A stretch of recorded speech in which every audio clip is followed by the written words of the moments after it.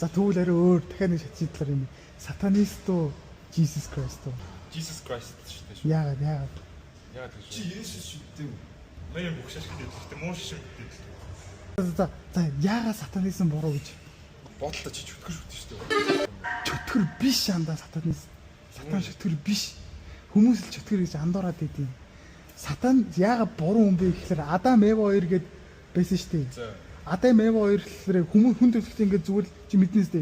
Хүн төрөлхтөө ингээд зүгээр амьдрашин байх хэрэгтэй байтал Jesus Christ ингээд нааданд ингээд алим мэдчих болохгүй шүү гэдгсэн чинь тэр алимыг идэж болохгүй шүү гэсэн чинь Сатан алим мэдсэн чинь манус ингээд атархал ингээд янз бүрийн айштай болоод яг хувцмус өмсөж эхэлдэг болсон шүү дээ. Тэгээд Адам Эва ч нэг ингээд нэг сайн хүмүүс биш гэдэг шүү дээ. Тэнгүүд за байж Библийн сургаалаар хамгийн ихний 3 билүү хамгийн ихний 5 дээр лавдаг зөө. Лавдаг нэг нь зөвхөн Jesus-ийг шүтдэг юм тий. Тэгснэ Библи уншдаг тий.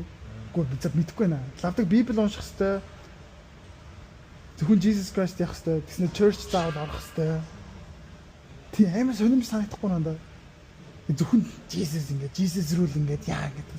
Тэгсэн чинь Сатаны андаа нэг сургаал дээр нь өөрийнхөө бурхан бай гэж байхгүй юу?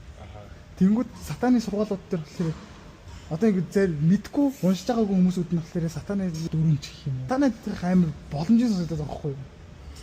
Хүний гэрээс бити хулгай, хүн чамд хүндэл үзүүлэхгүй бол бити зүгүүлж хүндэл үзүүл. Тэгээд өөр чин тийм тэгээ нэг өөрийнхөө бурхан бай.